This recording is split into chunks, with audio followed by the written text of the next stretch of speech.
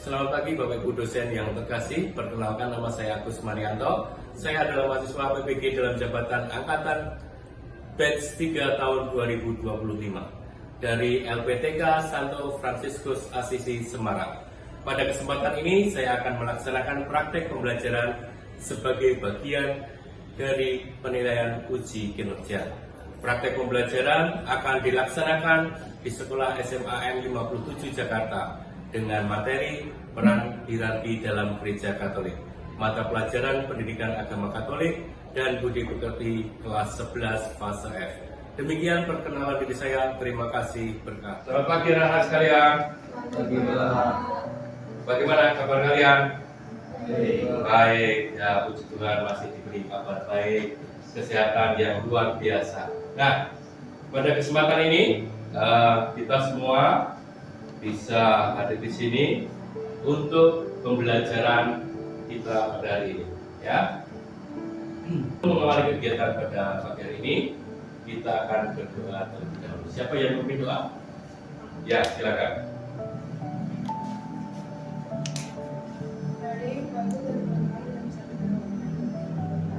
Tuhan Roh Kudus, amin. Selamat pagi Bapak, ini Pak Agus yang akan mengajar kami saat ini. Dan bimbinglah Roh Kudusku kepada kami agar rahmat-Nya menyertai kami dalam proses mengajar pada pagi hari ini. Ya Bapak, doa yang kurang sempurna ini kami serahkan ke dalam tangan-Mu. Dalam nama Bapa Roh Kudus, amin. Baik, lanjutkan dengan absensi. Apakah ada yang absen hari ini? Tidak ya, Bapak absen dulu ya. Oke. Tuh, yang pertama si Kevin. Hadir. Lionel. Hadir, Pak. Hadir. Tiara. hadir Pak. Filio. Hadir, Pak. Juliani. Hadir Pak. Feli. Hadir Pak. Benny. Baik, hadir semua ya. Ya. Sebelum kita melanjutkan kegiatan pada pagi hari ini, alangkah baiknya kita akan menyanyikan lagu kebangsaan Indonesia Raya sebagai rasa penghormatan kita ke bangsa dan negara. Silakan ambil sikap sempurna.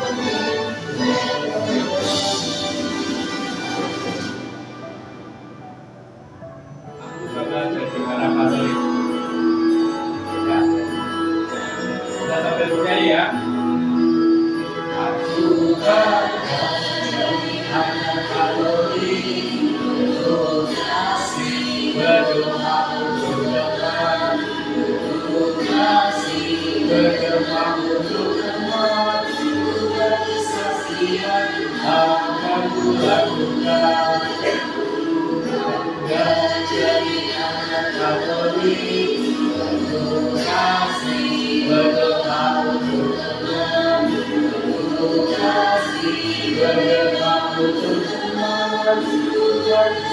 dia akan pulang dari tangga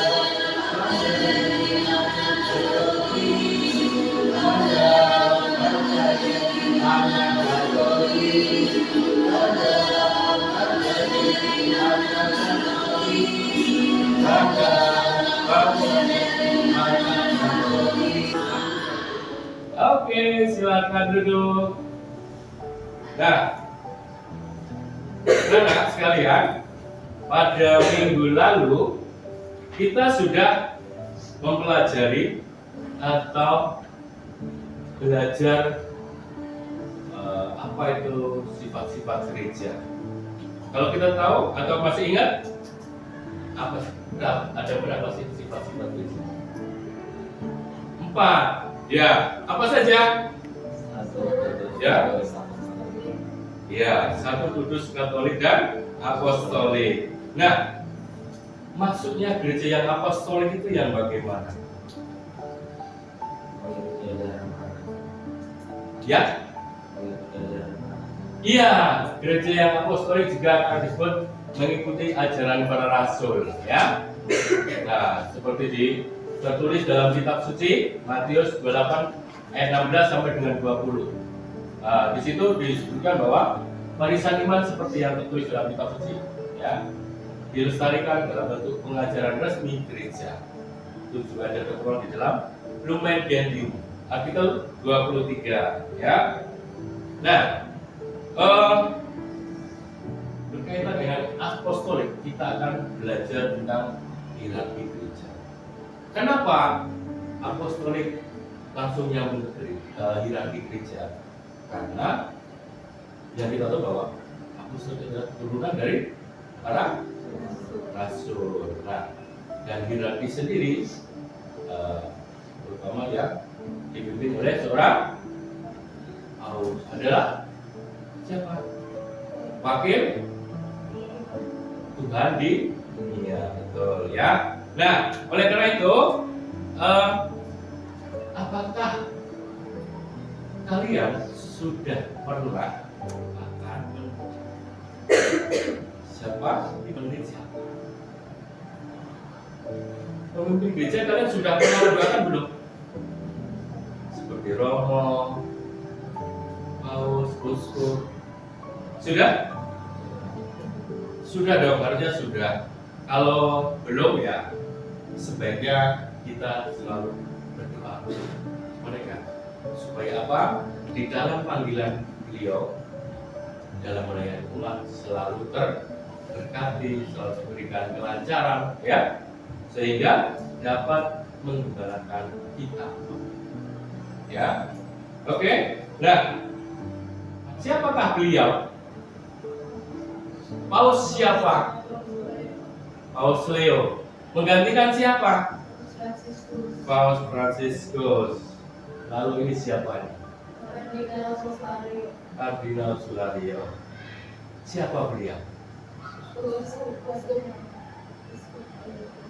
Uskup. Di dalam hal ini kita akan mendalami kitab suci. Dibuka Alkitabnya di bacaan Injil Yohanes bab 21 ayat 15 sampai dengan 19. Kevin dibaca. Sesudah sarapan, Yesus berkata kepada Simon Petrus, "Simon, anak Yohanes, terus ikutlah aku."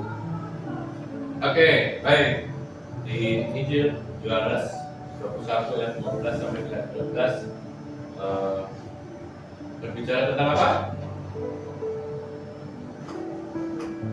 Apa yang dikisahkan dalam kisah tersebut? Yang kencang, yang keras.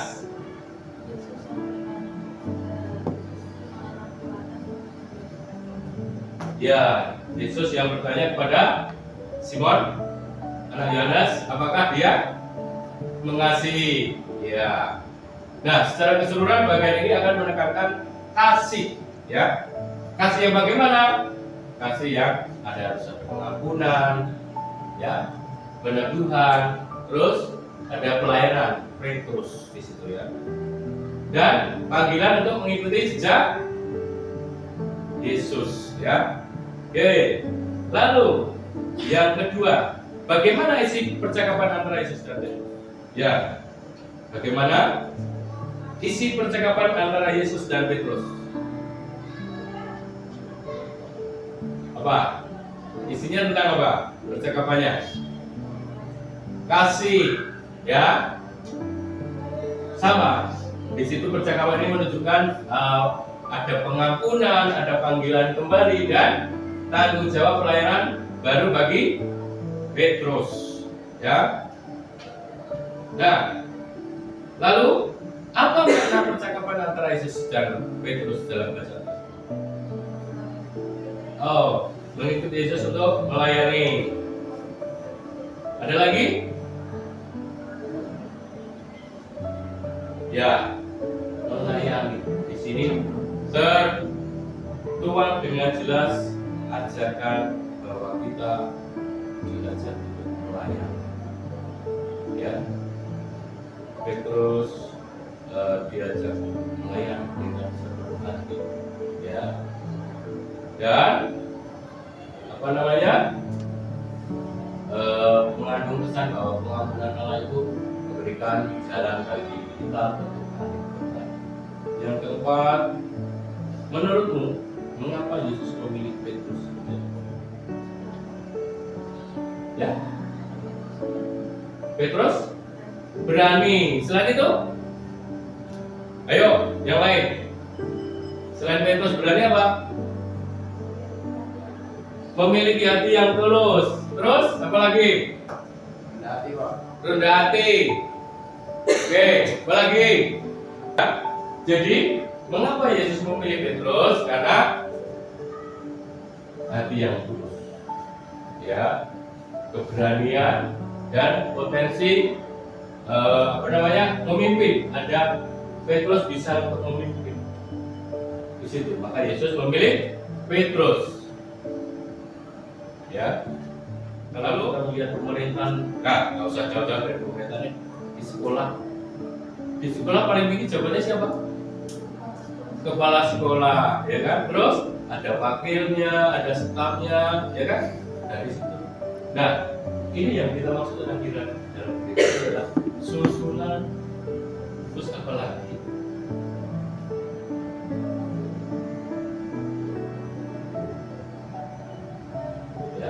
Ya, tapi pada dasarnya yang tadi sudah menjawab sih. Baik, susunan. Jadi hierarki itu adalah berasal dari bahasa Yunani. Ya, hierarki yang terdiri dari dua kata, yaitu jabatan atau arkos dan suci berarti hieros. Jadi hierarki adalah jabatan yang suci, ya. Jabatan yang suci itu diberikan oleh siapa?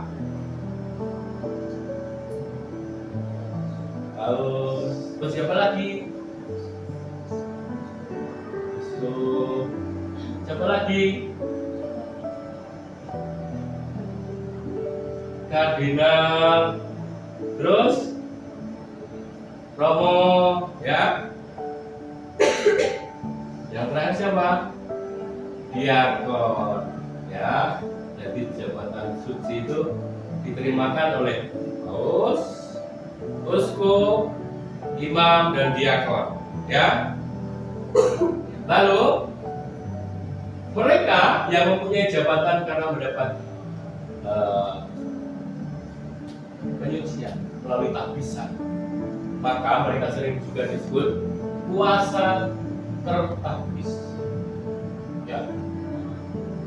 Orang yang masuk dalam hierarki disebut juga para tertapis. Namun secara umum hierarki disebut juga dengan tata susunan. Kita akan belajar untuk kelompok. Nah, akan belajar tentang apa? Tentang teks dokumen Konsili Vatikan yang membahas tentang hierarki gereja. Oke, silakan untuk berhitung 1 sampai 2, ya. Untuk Jadikan, silakan berhitung dari Ferry. 2, 1. Dua. Oke, sudah? Sudah.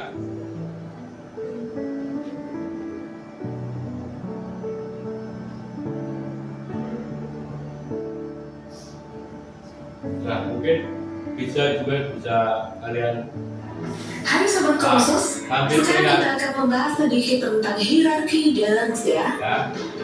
Agung di Roma berdasarkan tugasnya yaitu sebagai wakil Kristus dan gembala gereja semesta. Paus ini mempunyai kuasa penuh, tertinggi, dan universal terhadap gereja yang ditahbiskan untuk mewartakan Injil dan menggembalakan umat beriman. Diakon, para diakon adalah mereka yang memiliki tugas bukan untuk imamat, melainkan untuk Nah. Di situ tadi sudah ditampilkan sedikit pembahasan tentang paus, uskup, imam dan diakon. Itu sudah selesai ya? Oke, bagus. Ayo semangat kelompok 2. Sudah? Oke, baik. Silakan untuk kelompok 1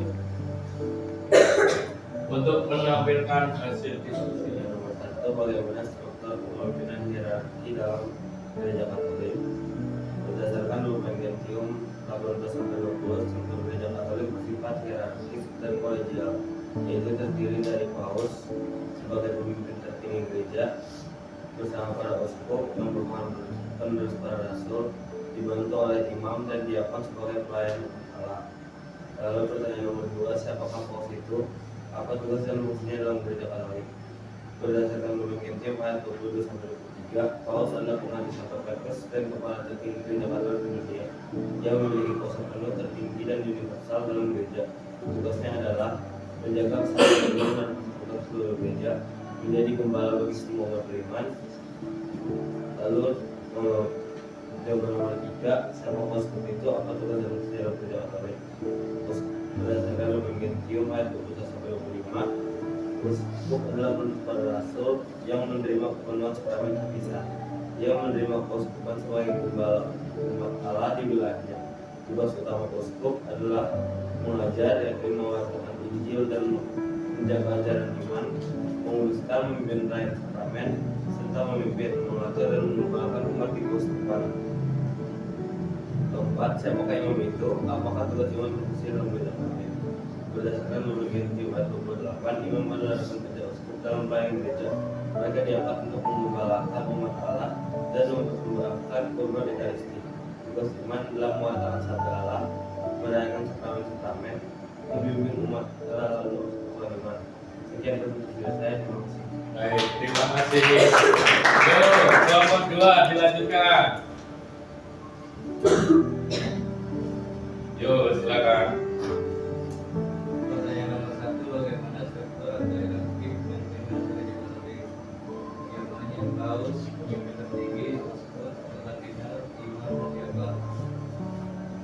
Dan yang kedua, siapa paus menurut kalian? Dan tugas dan fungsinya.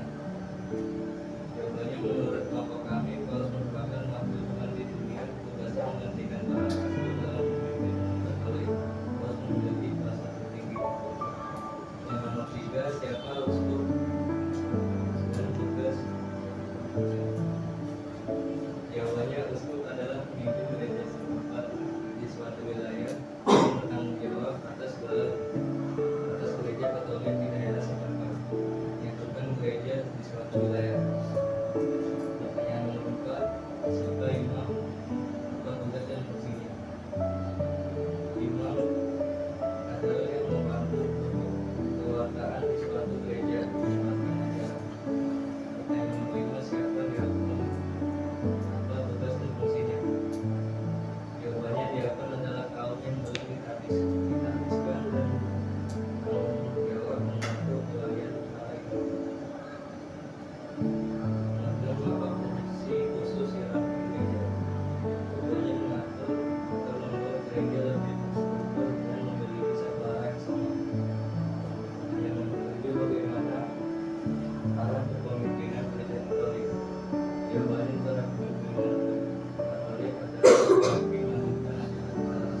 Oke, baik. Terima kasih.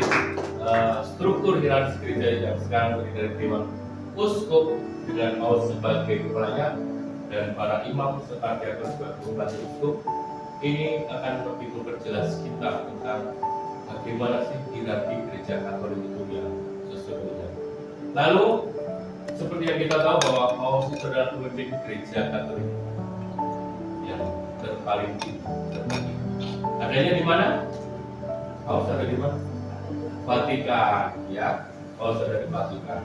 Lalu menurut saksian tradisi Petrus adalah uskup Roma yang pertama kali. Karena itu Roma selalu dipandang sebagai pusat dan pedoman seluruh gereja. Maka menurut keyakinan tradisi uskup Roma itu pengganti Petrus, ya. Bukan hanya sebagai uskup lokal, melainkan adalah fungsi sebagai ketua dewan pimpinan gereja. Paus adalah uskup Roma dan sebagai uskup Roma ia harus menggantikan Petrus dengan tugas dan kuasa yang serupa.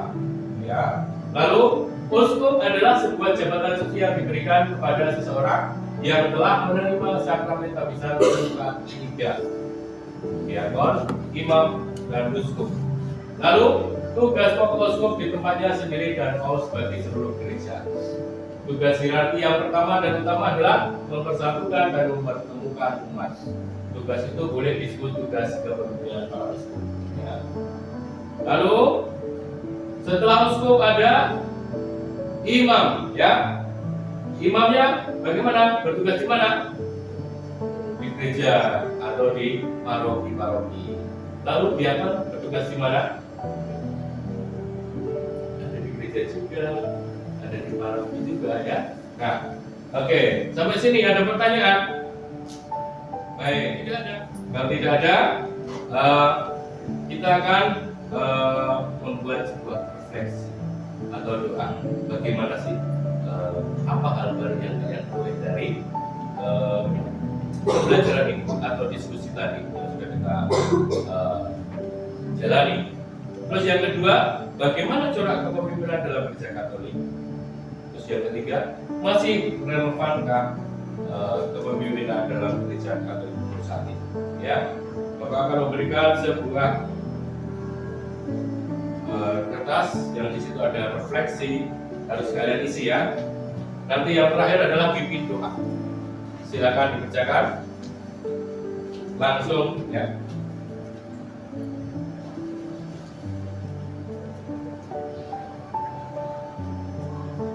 Jangan lupa ditulis nama, nomor. Kalau kelas sudah jelas, 11, ya, sesuai dengan pelajaran kita kelas 11. Oke, silakan. Silakan diisi, dicentang. Mana yang jelas, mana yang tidak jelas. Mana refleksi apa yang akan saya tuangkan. Ya.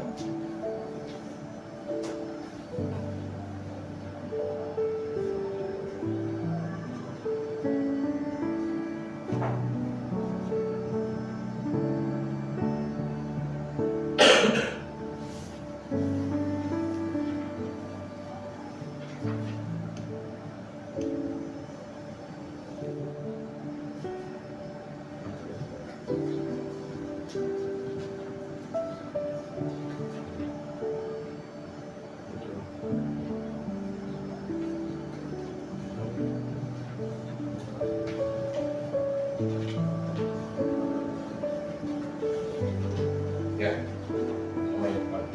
yang depan sama belakang aja, ya. Oke. Oke. Apa namanya? Kalimat yang bagus, kalimat yang lembut, ya, untuk doa dan refleksi, ya. Gunakan kalimat yang baik. Sudah? Ada yang sudah? Oke, kalau sudah, silakan dimulai.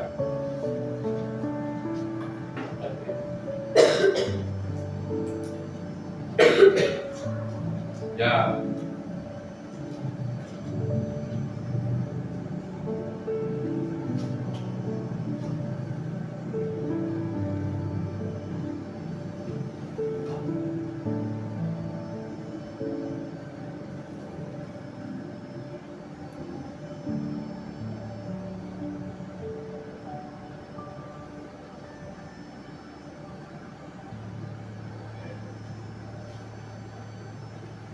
Sudah?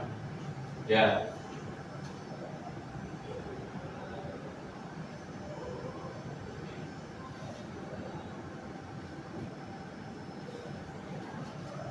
Oke.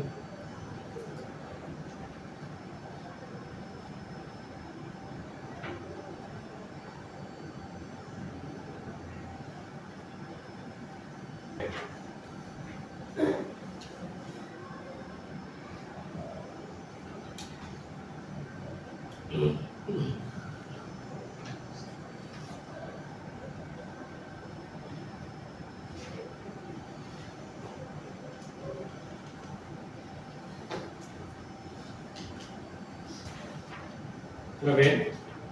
Oke, ya.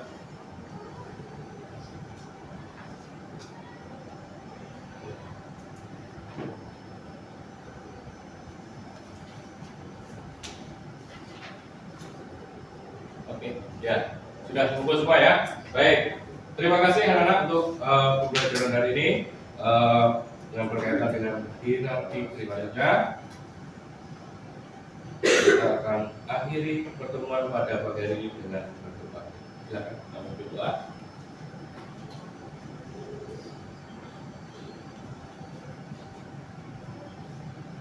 Mari Pak dan teman-teman, saya usah dalam doa. Dalam Bapa dan Putra Putra dan Roh Kudus. Amin. Ya Allah, memang saya syukur Engkau memberkati kami dalam pelajaran kali ini. Kiranya Engkau memberkati kami agar kami bisa memahami pelajaran dengan baik, dan berkatilah kami agar kami dapat mengikuti sifat-sifat yang ditentukan oleh pemimpin gereja kami. Terima kasih Tuhan. Kiranya Engkau tetap dampingi kami dalam kegiatan hari ini agar semua dapat berjalan dengan lancar. Amin. Dalam Bapa dan Putra dan Roh Kudus. Amin. Baik, terima kasih anak-anak sekalian.